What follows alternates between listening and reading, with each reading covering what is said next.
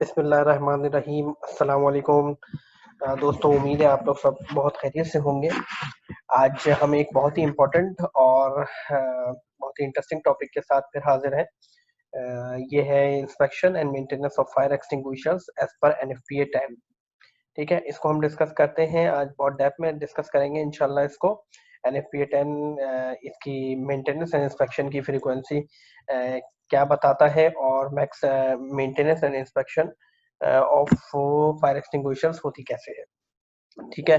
अच्छा, आप जो नए दोस्त हमारे चैनल पर हैं, प्लीज इस चैनल को सब्सक्राइब कीजिए, और आखिर में अगर आपको जो है वीडियो पसंद आती है तो इसको लाइक जरूर कीजिएगा, और दूसरे दोस्तों के साथ भी शेयर कीजिए ताकि ये इन्फॉर्मेशन ज्यादा से ज्यादा लोगों को पहुंच सके।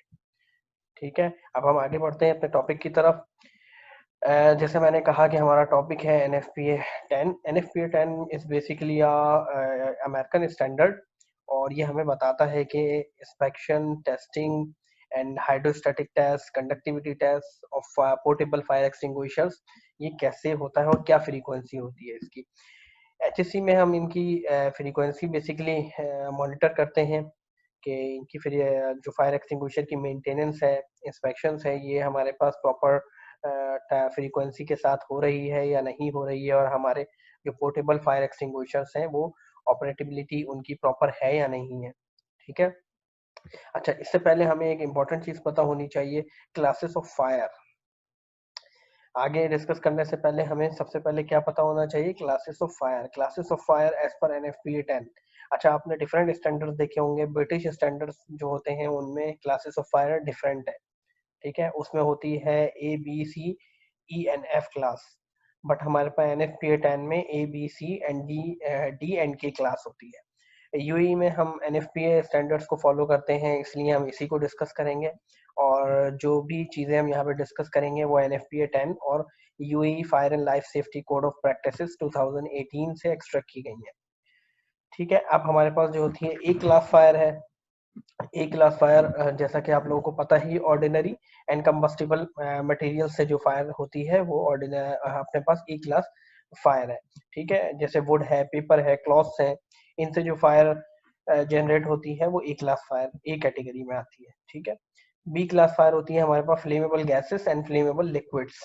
ठीक है, यहाँ पे गैसेस नहीं है, बट यहाँ फ्लेमेबल गैसेस एंड लिक्विड दोनों से जो फायर जनरेट होती है एज पर एनएफपीए 10, वो हमारे पास ग्रीस, ऑयल, पेंट है, सॉल्वेंट्स है, एलपीजी गैस है, इनसे, या फिर H2S गैस है, ठीक है, या मीथेन है, इनसे जो फायर हमारे पास जनरेट होती है वो बी क्लास फायर में आती है। ठीक है। अगर आप ब्रिटिश स्टैंडर्ड देखेंगे तो उनमें जो है सी क्लास फायर जो होती है वो गैस फायर होती है। ठीक है, बट यहाँ पर जो है बी क्लास फायर में फ्लेमेबल और लिक्विड्स एंड फ्लेमेबल गैसेस दोनों शामिल की गई हैं। ठीक है। सी क्लास फायर होती है हमारे पास इलेक्ट्रिकल इक्विपमेंट्स। इलेक्ट्रिकल इक्विपमेंट से जो फायर जनरेट होती है, लाइक हमारे पास डीबी है, एसएमडीबी है, एमडीबी है, या फिर हमारे पास एसी में फायर हो जाती है, आउटडोर यूनिट पे, इंडोर यूनिट पे। तो ये सारे हमारे पास क्या है, कंट्रोल पैनल्स पे हमारे पास जो फायर हो जाती है वो सारी इलेक्ट्रिकल फायर में आती है। डी क्लास फायर है हमारे पास कंबस्टिबल मेटल्स। हाँ, अच्छा जी, कंबस्टिबल मेटल्स हमारे पास होती है मैग्नीशियम, पोटाशियम, सोडियम, जिनसे जो है हमारे पास फायर वर्क्स में भी ये यूज होती है ना, ये सारी मेटल्स।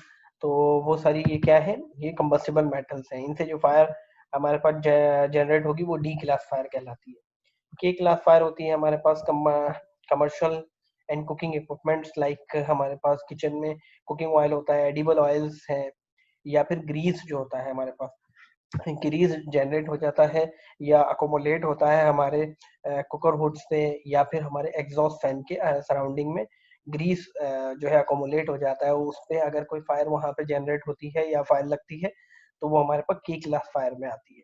ठीक है, उम्मीद है आपको क्लासेस ऑफ फायर समझ आ गई होंगी। अब हम देखते हैं इसके fire extinguishers in classes, as per these classes हमारे पास फायर एक्सटिंग्विशर कौन सा यूज होना चाहिए। ठीक है। अच्छा, ये जो पूरा चार्ट है ये मैंने खुद बनाया है, जो कि मैंने पहले भी बताया कि ये एनएफपीए 10 और UAE fire and life safety code of practices की बेसिस पे बनाया गया है। ठीक है, ये चार्ट आपको कहीं और नहीं मिलेगा क्योंकि ये मैंने खुद बनाया है एज पर माई नॉलेज एंड एक्सपीरियंस। ठीक है, और ये एक्सट्रैक्ट किया गया है सारी चीजें NFPA 10 और UAE fire and life safety code of practice को देखते हुए मैंने ये बनाया है। ठीक है, अब हमारे पास देखें जो करेक्ट का निशान है टिक का, इसका मतलब है कि रिकमेंडेड फायर एक्सटिंग्विशर ए क्लास के लिए डीसीपी रिकमेंडेड फायर एक्सटिंग्विशर है। बी और ए क्लास के लिए हमारे पास फोम फायर एक्सटिंग्विशर भी रिकमेंडेड है।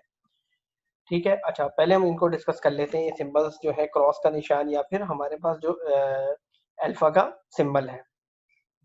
टिक जो करेक्ट का निशान है इसका मतलब है ये रिकमेंडेड फायर एक्सटिंग्विशर है for the this particular type of fire, right. Cross का मतलब है कि ये यहाँ पर बिल्कुल भी यूज नहीं करना, इस फायर के लिए ये एक्सटिंग्विशर बिल्कुल भी यूज नहीं करना। अच्छा, और अल्फा का जो सिंबल है ये बताता है आपको कि ये एक्सटिंग्विशर अगर आपको कोई और फायर एक्सटिंग्विशर या सुइटेबल फायर एक्सटिंग्विशर आपके पास नहीं है तो आप ये फायर एक्सटिंग्विशर यूज कर सकते हैं। ये बहुत ज्यादा इफेक्टिव नहीं होगा, ये फायर एक्सटिंग्विशर इस फायर के लिए यह रिकमेंडेड नहीं है ये एक्सटिंग्विशर, बट आप यूज कर सकते हैं। इसका आपको नुकसान कुछ नहीं होगा, अगर फायदा नहीं होगा तो नुकसान भी नहीं होगा। बट क्रॉस में आप कभी भी यूज नहीं करेंगे, इसका मतलब है कि आपको नुकसान भी हो सकता है फायर एक्सटिंग्विशर का। ठीक है, अब हमारे पास डीसीपी ए क्लास फायर के लिए डीसीपी करेक्ट फायर एक्सटिंग्विशर है, ये यूज करना चाहिए। और हमारे पास फोम फायर एक्सटिंग्विशर है, ये भी यूज करना चाहिए।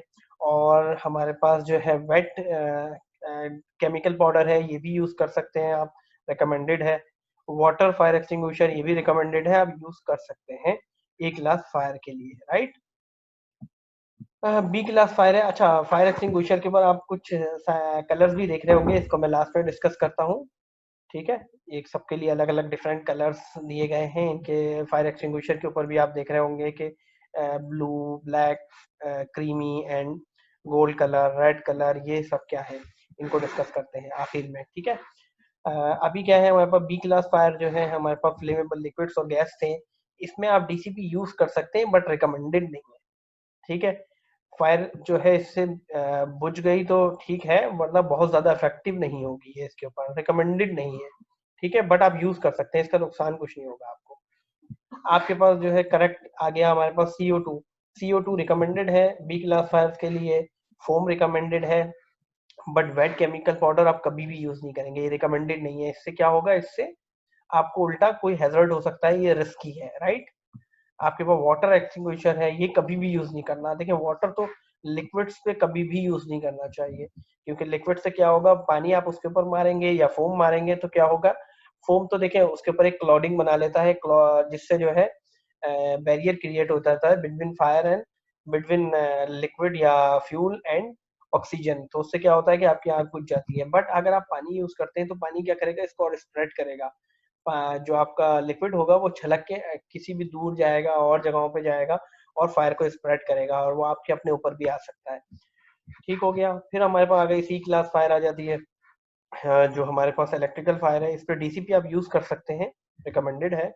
CO2 इस पे रिकमेंडेड, बहुत ज्यादा रिकमेंड जो किया जाता है वो CO2 किया जाता है। ठीक है, आपने CO2 यूज करना है हमेशा इलेक्ट्रिकल फायर पे, बट डीसीपी भी यूज किया जा सकता है, डीसीपी भी रिकमेंडेड है।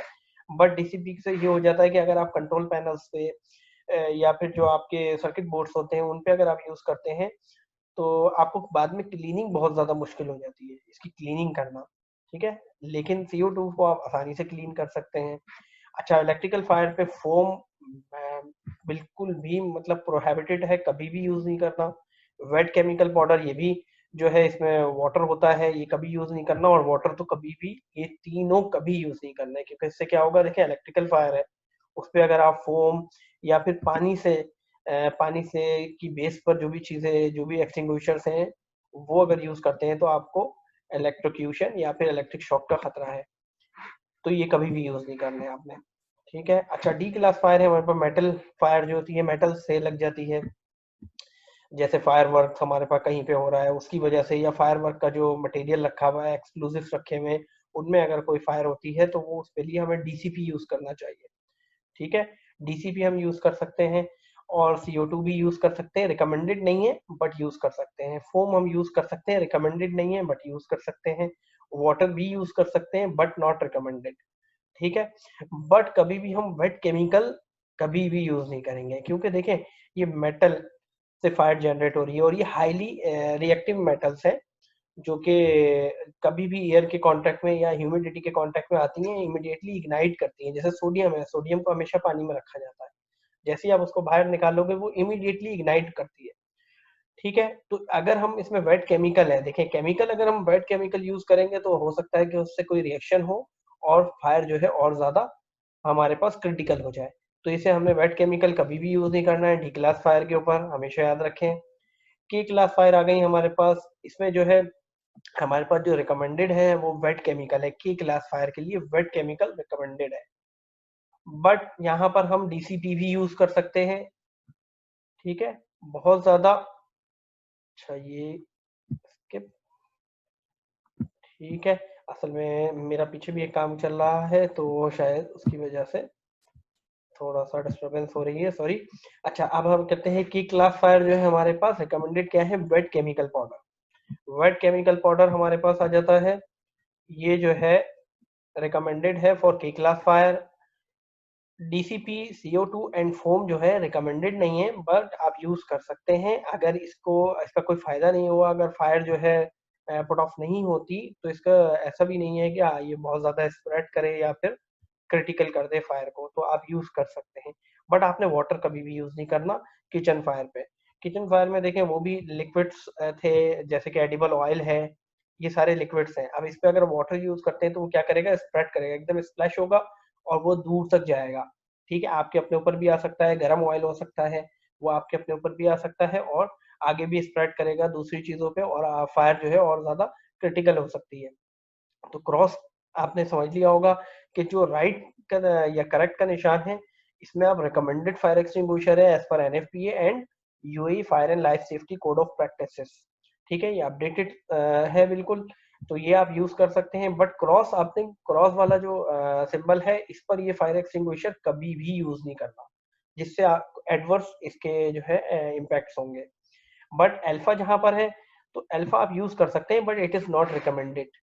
ठीक है ना, कुछ चीजें होती है ना कि एक तो स्पेसिफिक उसी काम के लिए एक चीज बनाई गई है, बट आप उसको अगर अगर वो चीज अवेलेबल नहीं है जो आपके पास रिकमेंडेड है, तो उसके अलावा आप कोई भी चीज यूज कर सकते हैं जिसका नुकसान नहीं है, लेकिन फायदा अगर हुआ तो थोड़ा बहुत फायदा होगा, लेकिन नुकसान कोई नहीं होगा। ठीक है, बट क्रॉस पे आपको कभी भी यूज नहीं करना। ठीक है, इससे क्या होगा, आपको और नुकसान हो जाएगा। ठीक है, जिसको हम कहते हैं कि लेने के देने पड़ जाएंगे। ठीक है ना। तो अच्छा, अब हम डिस्कस कर रहे थे कलर, कि कलर जो मैंने दिए हैं ये वैसे ही नहीं दिए, ये as per UAE fire and life safety code of practices and NFPA. हमारे पास जो डीसीपी है उसके कलर क्या होता है, ब्लू कलर। अब आपने देखा होगा फायर एक्सटिंग्विशर सारे रेड कलर के होते हैं। ठीक है, सिलेंडर रेड कलर का होता है, बट उनके ऊपर एक डीसीपी जहां पर लिखा हुआ होगा तो ब्लू कलर के उसकी क्या होगी, बेस या बॉर्डर सारा ब्लू कलर का होगा। इस तरह से, जैसे आप यहाँ पे देखेंगे, ये बहुत ज्यादा क्लियर पिक्चर नहीं है, ठीक है, लेकिन आपको समझ आ रहा है। ब्लैक कलर है हमारे पास, देखें यहाँ पर CO2 है, इसका ब्लैक कलर है। फोम है, फोम पे जो है यहाँ पे क्रीमी कलर की एक पट्टी होगी, तो इससे पता चल जाएगा कि ये फोम बेस्ड फायर एक्सटिंग्विशर है। गोल्ड कलर की एक पट्टी होगी यहाँ पे, ये वेट केमिकल फायर एक्सटिंग्विशर है। रेड कलर की पट्टी होगी या रेड कलर की यहाँ पे जो है ये बना हुआ है और उसमें वाटर बेस्ड लिखा हुआ है, तो ये क्या होगा, ये वाटर बेस्ड फायर एक्सटिंग्विशर होगा। ठीक है दोस्तों, उम्मीद करता हूँ कि ये बहुत इंपॉर्टेंट इन्फॉर्मेशन थी, आपको पता समझ आ गई होगी। अब हम चलते हैं फ्रीक्वेंसी, भाई किस फ्रीक्वेंसी से इंस्पेक्शन, टेस्टिंग, हाइड्रोस्टेटिक टेस्ट और कंडक्टिविटी टेस्ट कंडक्ट होना चाहिए फायर एक्सटिंग्विशर्स का। देखिए, ये सबसे इम्पोर्टेंट चीज है जो कि मुझसे बहुत सारे लोग पूछते हैं, और ये जो है आपको इंटरव्यू में क्वेश्चन भी पूछे जाते हैं कि अगर फायर एक्सटिंग्विशर्स की जो इंस्पेक्शन है वो हमें किस फ्रीक्वेंसी से करनी चाहिए, तो आप इसे बआसानी बता सकते हैं कि as per UAE fire life safety code and NFPA 10, हमारे पास डीसीबी या जितने भी फायर एक्सटिंग्विशर्स हैं, उनकी जो विजुअल इंस्पेक्शन होती है, जो आपका सर्विस प्रोवाइडर करता है, वो करता है मंथली बेसिस के ऊपर। ठीक है, जितने भी फायर एक्सटिंग्विशर्स हैं उनकी मंथली बेसिस पे इंस्पेक्शन होती है। अब आ जाती है internal examination and testing. Fire extinguisher की एक टेस्टिंग होनी चाहिए कि हमारा जो फायर एक्सटिंग्विशर है वो फंक्शनल है या नहीं है, वो काम करेगा at the time of emergency या नहीं। तो वो इनकी सबकी जो इंटरनल एग्जामिनेशन है वो सारी ईयरली बेसिस पे होनी चाहिए। अब डिफरेंस कहाँ आता है? डिफरेंस आता है hydrostatic test. Hydrostatic test basically cylinders का होता है, सिलेंडर ऑफ फायर एक्सटिंग्विशर जो है उनका हाइड्रोस्टैटिक टेस्ट होता है, जो कि डीसीपी का 12 साल में एक बार होना चाहिए। इसकी मैन्युफैक्चरिंग डेट से लेके 12वें साल में जाके इसका हाइड्रोस्टैटिक टेस्ट होना चाहिए। अब हमारे पास आ जाता है सीओ टू और बाकी जितने भी फायर एक्सटिंग्विशर्स हैं इनका सबका 5 साल में होना चाहिए इनके सिलेंडर का हाइड्रोस्टैटिक टेस्ट। ठीक है। अच्छा, अब हमारे पास जो ज्यादातर सर्विस प्रोवाइडर्स हैं वो क्या करते हैं, हाइड्रोस्टैटिक टेस्ट नहीं करते, वो एक प्रेशर टेस्ट कंडक्ट करते हैं इसका, और उसके ऊपर हमें जो हमसे चार्ज करते हैं पैसे, या फिर हमें जो लेवल लगा के देते हैं या रिपोर्ट देते हैं वो हाइड्रोस्टैटिक टेस्ट की देते हैं। तो आप लोगों ने इंश्योर ये करवाना है कि हमारा जो सर्विस प्रोवाइडर है आइदर वो प्रॉपर हाइड्रोस्टैटिक टेस्ट कर रहा है या नहीं कर रहा, क्योंकि जनरली जो हमारे छोटे सर्विस प्रोवाइडर्स होते हैं उनके पास ये फैसिलिटी ही नहीं होती कि वो हाइड्रोस्टैटिक टेस्ट कंडक्ट कर सके। तो वो सिर्फ एक प्रेशर टेस्ट कंडक्ट करते हैं और वो लाके एक्सटिंग्विशर रिफिल करके दोबारा रख देते हैं। ठीक है। तो ये आपने इंश्योर करवाना है, ये एक इंपॉर्टेंट पॉइंट है जो हमारे यहाँ ज्यादातर 90% हमारे पास लोगों को पता ही नहीं होता कि हाइड्रोस्टैटिक टेस्ट भी फायर एक्सटिंग्विशर्स का कंडक्ट करना है या नहीं है। ठीक है। तो ये अब आपको पता चल गया कि डीसीपी का 12 साल की बेसिस पे होना चाहिए, और इनकी डेट जो है कहाँ लिखी होती है, आपको कैसे पता चलेगा कि हाइड्रोस्टैटिक टेस्ट ड्यू हो गया है या नहीं हुआ है अगर आप फर्स्ट टाइम करवाने जा रहे हैं। तो मैं आपको अभी आगे चल के बताता हूँ कि आप इनकी जो मैन्युफैक्चरिंग डेट है वो कहाँ लिखी होती है, और उसकी बेसिस पे आप हिसाब लगा सकते हैं कि आपने हाइड्रोस्टैटिक टेस्ट कब कंडक्ट करना है या कंडक्टिविटी टेस्ट आपने कब करना है। ठीक है। अब कंडक्टिविटी टेस्ट पे आ जाते हैं। कंडक्टिविटी टेस्ट जो है ना सिर्फ CO2 फायर एक्सटिंग्विशर का होता है, CO2 फायर एक्सटिंग्विशर के होस का होता है बेसिकली। ठीक है। कंडक्टिविटी टेस्ट हमेशा होस पाइप का होता है। ठीक है। वो उसकी स्ट्रेंथ चेक करते हैं कि आइदर हमारा जो फायर जो होज है वो प्रेशर बेयर करेगा at the time of emergency या at the time of use of fire extinguisher या नहीं करेगा।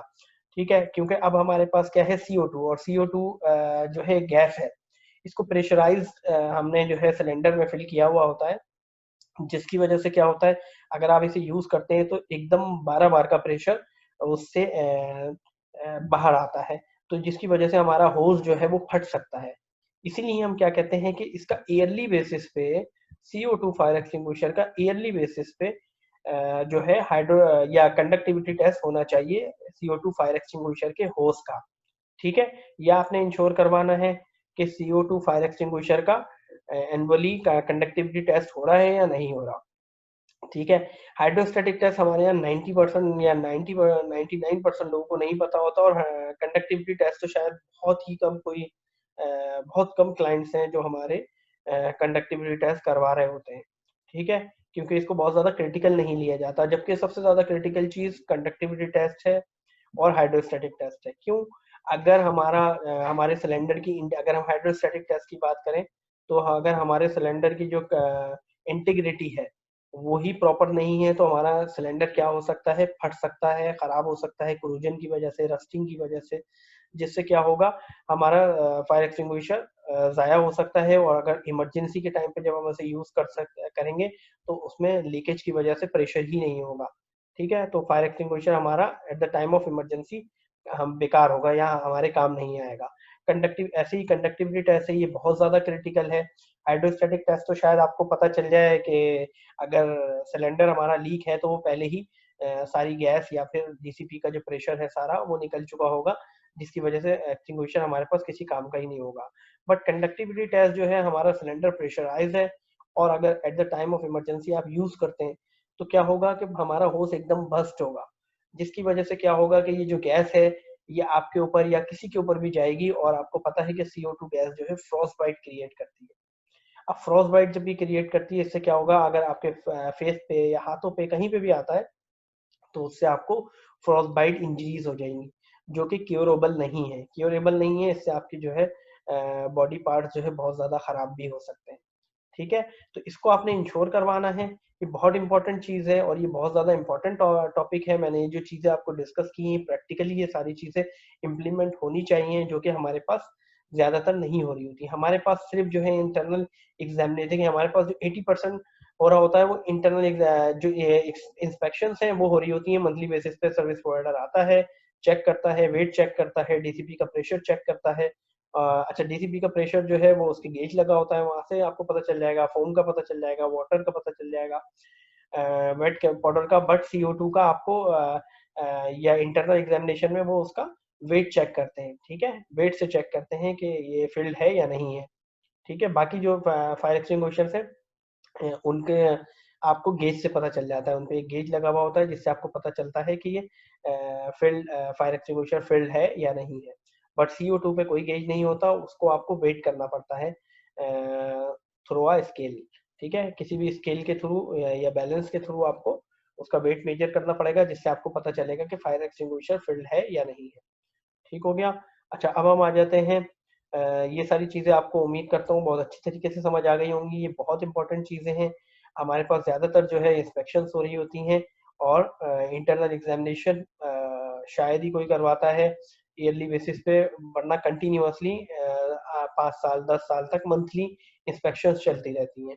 इंटरनल एग्जामिनेशन पे कोई नहीं जाता जब तक कि फायर एक्सटिंग्विशर खुद से खाली नहीं हो जाता या उसका डीप्रेशराइज नहीं हो जाता, ठीक है। इसकी इंटरनल एग्जामिनेशन होनी चाहिए ईयरली बेसिस पे। दूसरा, फिर हाइड्रोस्टैटिक टेस्ट पे तो बहुत ही कम लोग जाते हैं, जिस पे जाना चाहिए हाइड्रोस्टैटिक टेस्ट कंडक्ट होना चाहिए, ठीक है, विद दिस फ्रीक्वेंसी। और कंडक्टिविटी टेस्ट तो बहुत ही मतलब ना होने के बराबर आप समझेंगे कि कंडक्टिविटी टेस्ट बहुत कम लोग करवाते हैं, जो कि इस चीज को समझते हैं, इस चीज की क्रिटिकलिटी समझते हैं। क्रिटिकलिटी मैंने आपको बता दी कि CO2 जो है फ्रॉस्टबाइट क्रिएट करती है और ये प्रेशराइज फील्ड होती है, तकरीबन 12 बार का प्रेशर होता है एक एक्सटिंग्विशर में। अगर ये eight the time of emergency अगर होस फटता है तो सारी गैस आपके ऊपर भी आ सकती है या किसी के ऊपर भी जाएगी, तो वो फ्रॉस्टबाइट क्रिएट करेगी, जिससे जो है आपको फ्रॉस्टबाइट इंजरीज हो जाएंगी, ठीक है। उम्मीद करता हूँ ये सारी चीजें बहुत अच्छे से समझ आ गई होंगी। अब हम आगे बढ़ते हैं। अब जो है हमारे पास जो है हाइड्रोस्टैटिक टेस्ट, आपको कैसे पता चलेगा कि हमारे फायर एक्सटिंग्विशर का हाइड्रोस्टैटिक टेस्ट ड्यू है। तो आप देख रहे हैं यहाँ पर मैंने सर्कलाइज किया हुआ है, फायर एक्सटिंग्विशर के सिलेंडर के टॉप पर ये सारी इंफॉर्मेशन आपकी लिखी हुई होती है, जिसमें जो है कितने केजी का आपका फायर एक्सटिंग्विशर है और इसकी मैन्युफैक्चरिंग डेट लिखी होती है। ये है अप्रैल मंथ लिखा होता है और ईयर लिखा होता है। अप्रैल 2006 हमारे पास मैन्युफैक्चरिंग डेट है, इसकी बेसिस पे हम क्या करेंगे, हिसाब लगाएंगे और 5 साल पर हम हाइड्रोस्टैटिक टेस्ट कंडक्ट करेंगे। ये देख लें, आपको यहाँ पे एरो से भी पता चल रहा है कि इस जगह पर आपको हाइड्रोस्टैटिक टेस्ट की इंफॉर्मेशन या complete information of fire extinguisher मिल जाएगी कि कब मैन्युफैक्चर हुआ, ठीक है।